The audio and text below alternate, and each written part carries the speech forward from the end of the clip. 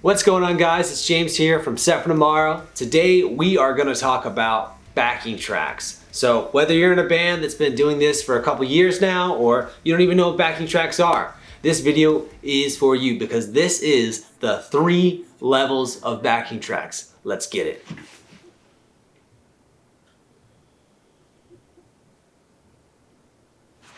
Transition.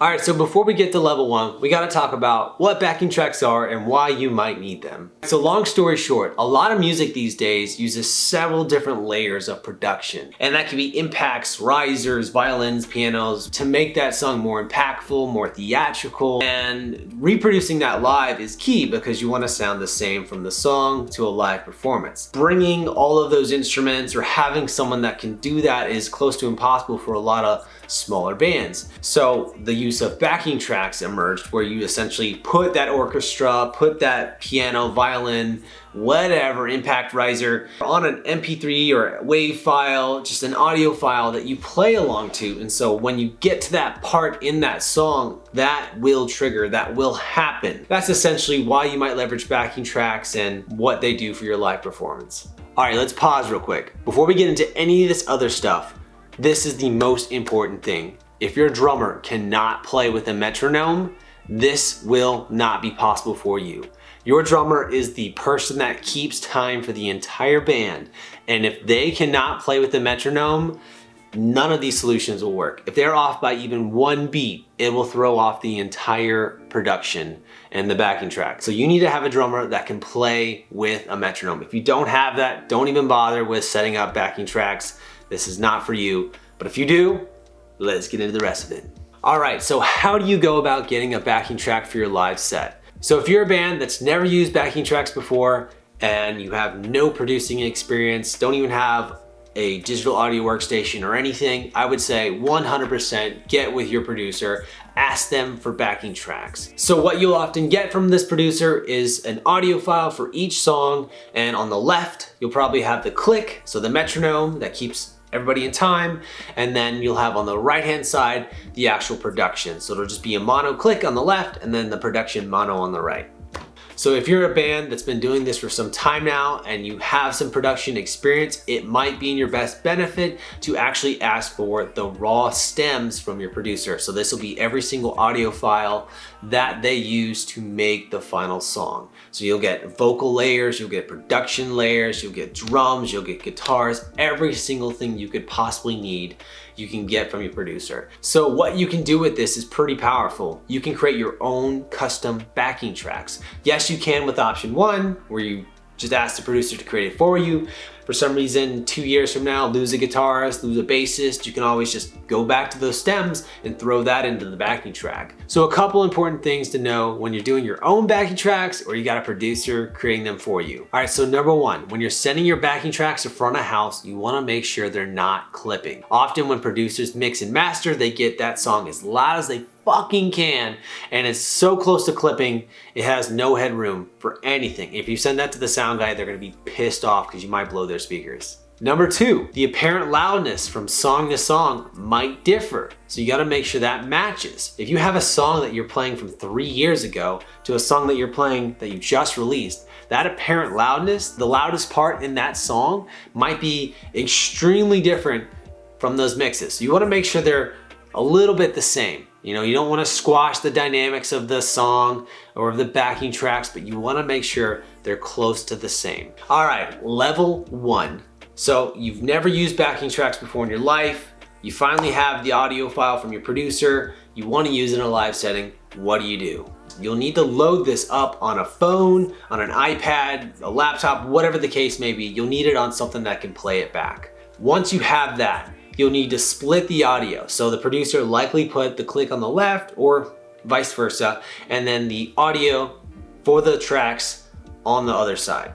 All right, so now let's talk about what this is gonna look like from a routing perspective in a live or practice situation. So you're gonna want the drummer to be able to hear in one of his ears the click, and then the other ear the tracks. Obviously, they're gonna need a good pair of headphones to isolate that sound so they don't get off time. That's besides this video, okay? Get a good pair of headphones, enough said. All right, so next, the sound guy is gonna need to have a copy of that audio, not the click, but they need the tracks. So one of the common ways that you go about splitting that sound is using a Y cable, so an auxiliary cable. So that red and that white cable, and that'll go into a headphone jack, and that looked like I was masturbating. Ignore that. Anyways, that cable will allow you to split the audio. So now that you have that audio from your iPhone, iPad, whatever, split into this auxiliary cable, one of the common solutions is to plug it into something like a mixer. Now, mixers often come with a headphone port where your drummer can just stick his headphones into and listen to both the click and the synth. And then you have the sound guy or the front of house get a output from that mixer. And so what you can do is on that output, just send the left or just send the right, whatever the backing tracks are on. That way you set the sound guy exactly what he needs and you have the drummer being able to hear both. So I can't stress this enough. When you are doing this for your first time live, it is extremely stressful just making sure everything is right, because if it doesn't work, you feel like you're shit out of luck and the set won't sound the same. So practice with this as much as you can, test the setup before you go to a show. Also, you'll piss off the sound guy if shit's not working, so just save everybody some stress. All right. All right, level 2. Actually, what is level 2? Is that, for this to be considered level 2 for me, you need to be using an interface, like a Scarlett interface, just a small like 2 input, 2 output interface, and the laptop with a digital audio workstation. What the digital audio workstation or DAW allows you to do is that it allows you to create an entire set from start to finish. You can line up all the songs, have certain time in between the songs, and be more consistent and on time for live. So if you have a 30-minute set, you know that you have 29 minutes and 54 seconds of music to play that day. And that's great. That's really good. And you can practice to that, be consistent with that. Also, you don't have to keep hitting space or keep triggering anything with your iPhone or whatever the case is in option 1. It's all automated for you. Just hit space and just walk away and let it do its thing. So one benefit to using the interface over just the auxiliary cable is that you can now use software routing to say, okay, output 1 is gonna be the tracks. And so I send that to the sound guy, and then I just plug my drummer's headphones into the headphone port of the interface, and he hears the tracks and the click, and the sound guy just gets the backing tracks. Also, now you can use stereo outputs if you would like for your tracks. You can send stereo to the front of house instead of mono, because now you have the capability with the outputs and the software routing, whereas before you were limited by just left and right. All right, so for routing, it's pretty simple. You'll have your laptop that's plugged into an interface. You'll have one of the outputs from the interface, whether it's a 1/4-inch cable or if it's an XLR, and you'll need to send that to the sound guy. They'll likely have a DI box if you need it, if it's 1/4-inch or if it's XLR, they'll fucking love you.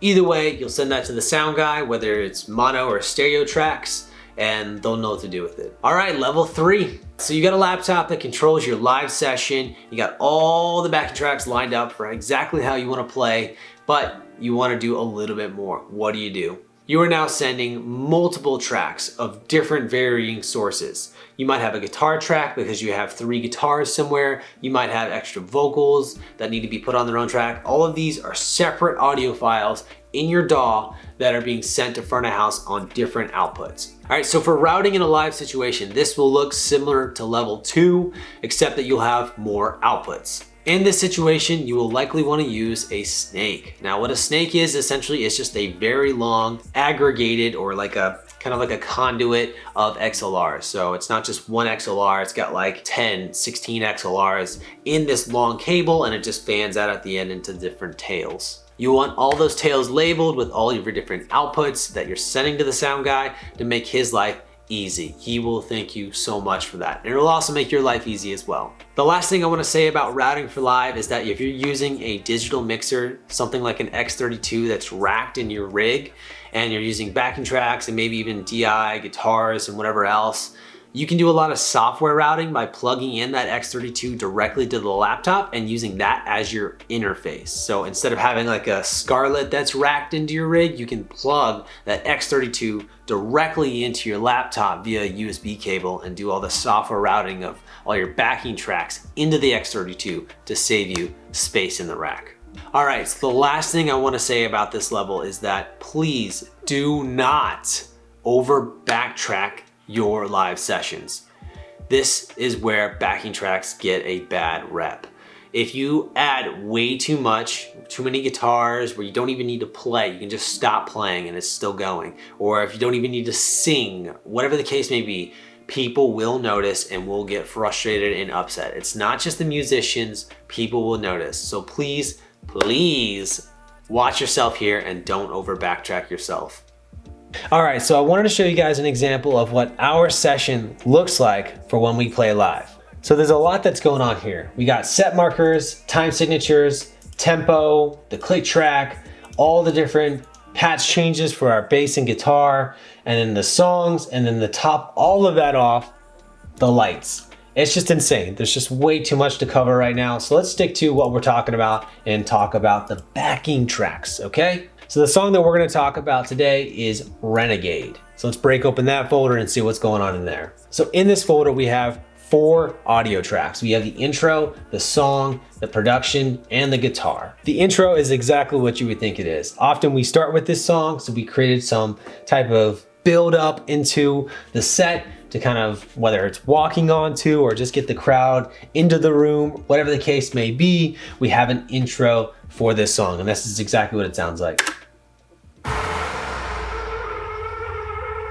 So next up, we got the song. The point of this track is just to mix into our ears if we want to hear it, and not meant to center front of house at all. Next up, we got the production track. This is just our synths, electronic drums, violins, whatever the case may be that we have in the song. We also toss vocals in here every now and then, harmonies, whatever it is for layering that we don't do live, that goes in here as well, and this is what this sounds like for Renegade.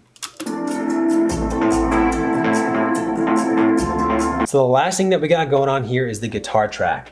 Often in Set for Tomorrow songs, there are 4 guitars. Maybe there's like an octave lead on the left, and then on the right, there's more of a picking and driving melody, whatever the case may be. We can't play it all, and we want it all for the live sound, and we put it into a guitar track. All right, so here's an example of what that sounds like.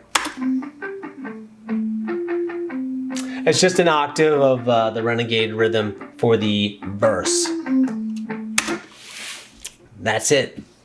All right, guys, that is it. That is the 3 levels of backing tracks. I wanted to keep this video as short as possible, so in doing so, I'm sure I forgot something. So if you wanna ask me anything, talk about what other videos you'd like to see, let us know in the comments, hit us up on Facebook, whatever. Make sure to like and subscribe. If you got it this far, props to you. There's a lot of nerd shit to go through I love talking about. So thanks again for watching, and we'll see you next time. Peace.